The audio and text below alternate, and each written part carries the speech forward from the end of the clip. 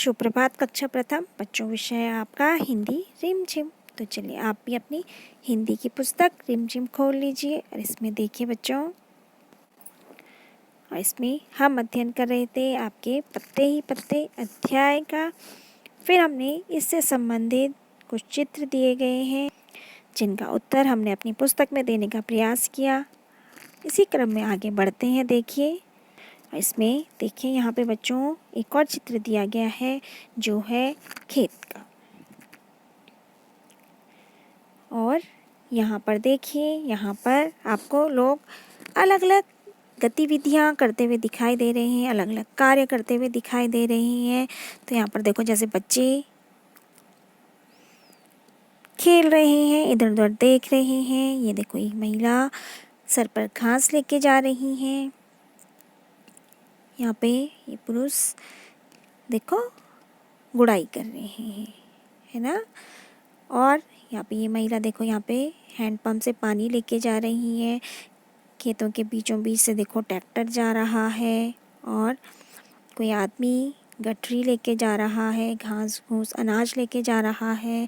और यहाँ पे कुछ लोग देखो खेत में पानी इकट्ठा करके और उसमें धान की रुपाई की जा रही है, धान बोया जा रहा है। ये देखो यहाँ पे पानी इकट्ठा किया गया है और फिर उसमें धान के पौधे लगाए जा रहे हैं।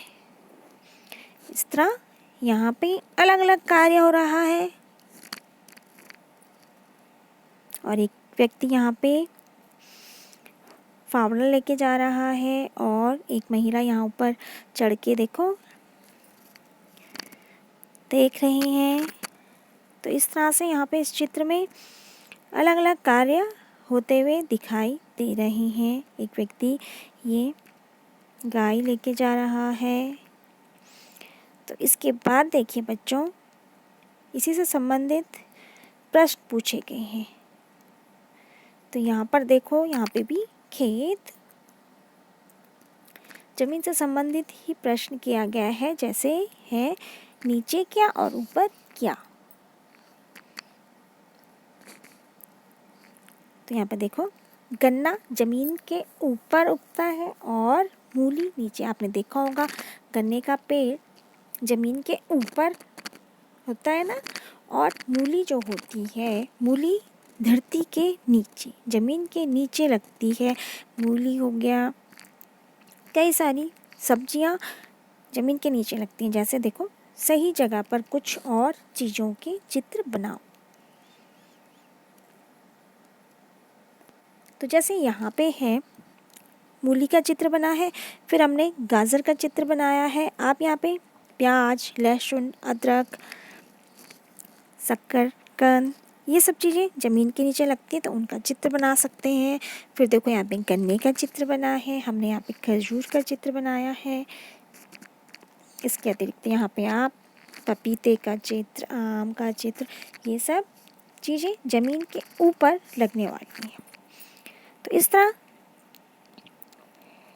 आप घर में इनके अतिरिक्त भी कौन कौन सी सब्जियां ज़मीन के नीचे, कौन कौन से फल सब्जियां ज़मीन के ऊपर लगती हैं, उनके विषय में जानकारी प्राप्त कर सकते हैं अपने अभिभावकों से। फिर देखिए बच्चों, इसमें अगले पेज में तो यहाँ पर देखो, यहाँ पे लिखा है बूझो मेरा रंग। तो यहाँ पर कुछ रंगों के नाम दिए गए हैं, कुछ सब्जियों के।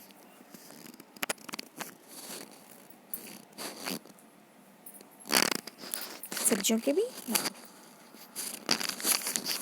और फिर यहाँ पे देखो लिखा है बैंगन किस रंग का है। यहाँ पे पूछा जा रहा है बैंगन किस रंग का। तो आपने देखा होगा बैंगन किस रंग का होता है। बैंगन बैंगनी रंग का होता है ना। कुछ कुछ बैंगन हरे रंग के भी होते हैं। तो यहाँ पर हमने देखना है कौन सी चीज़ किस रंग की है। तो यहाँ पे जैसे लाल लिखा है, तो यहाँ पे देखो आप लाल टमाटर है, गाजर है। इनके अतिरिक्त आप और कुछ भी नाम लिख सकते हैं।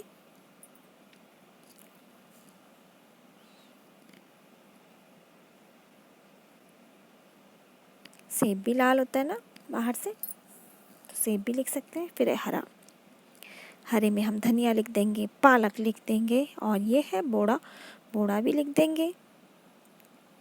फिर है बैंगनी, बैंगनी रंग का आपने देखा होगा यदि, ये है प्याज, प्याज होता है, जामुन होता है, बैंगन होता है, ये सब बैंगनी कलर के होते हैं। प्याज बैंगनी या प्याजी कलर का होता है ना प्याज। फिर है पीला रंग, पीला रंग का क्या होता है, मकई होती है, मकई, आलू, धान, ये सब चीज़ें पीले रंग की होती हैं। फिर नीला, नीले रंग का यहाँ पर कुछ भी नहीं दिखाई दे रहा ना आपको, तो आपने ये स्वयं से प्रयास करना है इन नीले रंग की और काले रंग की चीज़ों को ढूंढने का। जैसे नीला क्या होता है, आकाश भी होता है, काले बाल होते हैं। इसके अतिरिक्त दो और चीज़ें आप नीले और काले रंग की ढूंढकर यहाँ पे लिखने का प्रयास करेंगे। आपने देखना है कि कौन सी चीज़ नीली है, कौन सी चीज़ काली है, और फिर उनका नाम यहाँ पे खाली स्थान पर लिखने की कोशिश करेंगे। तो इस तरह से बच्चों आप रंगों को पहचान कर उनका जैसे रंग वाली चीज़ों को अलग अलग खानों में नाम लिखेंगे। तो आज ये कार्य अपनी पुस्तक में ही करेंगे। तो चलिए बच्चों, आप यह कार्य अपनी पुस्तक में, और जिन बच्चों ने यह कार्य कर लिया है वो एक बार फिर से